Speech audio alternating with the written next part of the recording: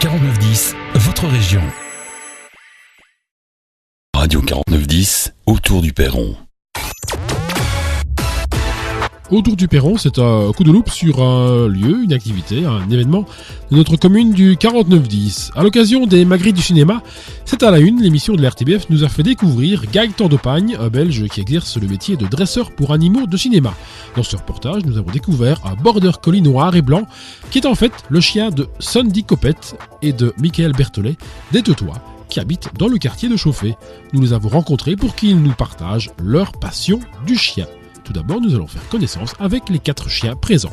Alors, lui, c'est Jeko, donc celui qui a tourné dans plusieurs films. Le brun, c'est Erkan. La petite, c'est Zalia.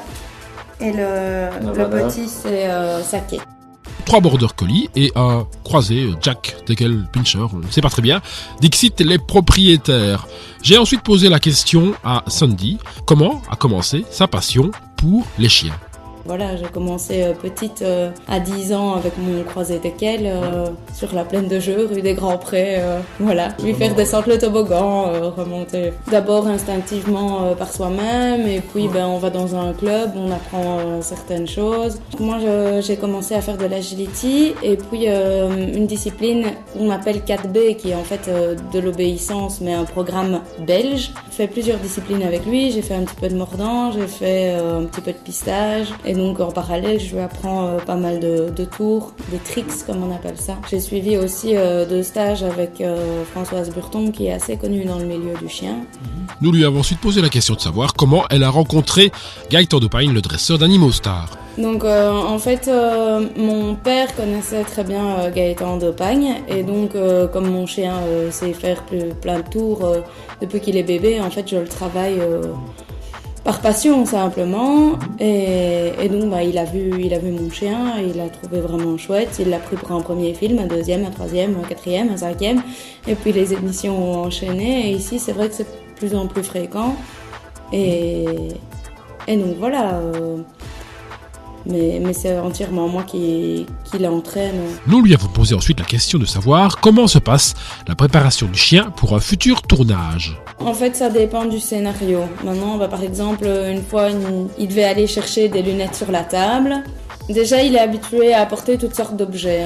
Il s'est apporté une télécommande, il s'est apporté une pantoufle, enfin voilà, plusieurs choses comme ça. Donc, pour lui, c'est assez simple d'aller chercher un objet.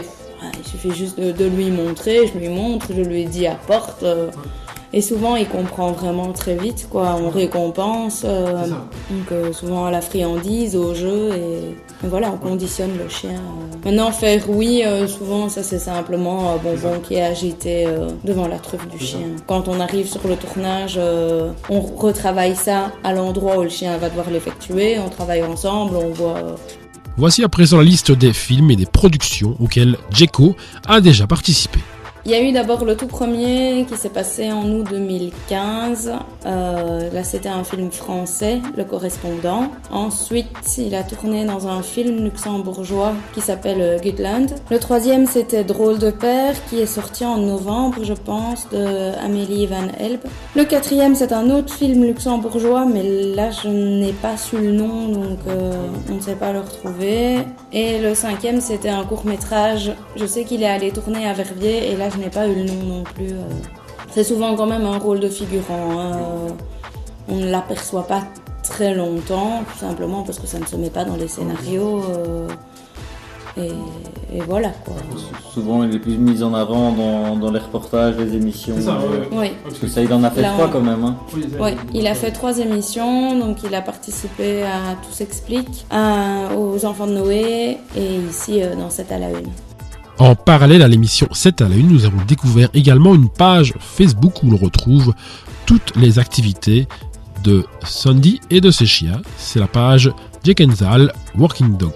Quel est son but ? Alors Jack Enzal, c'est Jeko, Erkan, qu'on appelle souvent Can, et Zalia, en fait, c'est juste la contraction des trois bordeurs. Ça démarre vraiment par un partage d'une passion. Voilà, on a décidé d'un petit peu mettre en avant notre travail, comme beaucoup font finalement sur Facebook. Maintenant, c'est vrai que moi, j'envisage de me lancer dans une activité complémentaire pour essayer de m'occuper des chiens qui auraient quelques petits soucis de comportement et de pouvoir aller aider les gens à s'en sortir avec ça, quoi. Nous nous sommes quittés donc sur ce beau projet d'avenir pour Sandy. Quant à Djeko, sachez qu'il attend pour le mois d'avril la confirmation de sa participation à une prochaine production. Sachez encore que les 3 émissions de TV dont il est question sont toujours actuellement disponibles en streaming sur les sites internet des chaînes en question. A bientôt pour un prochain numéro de Autour du Perron.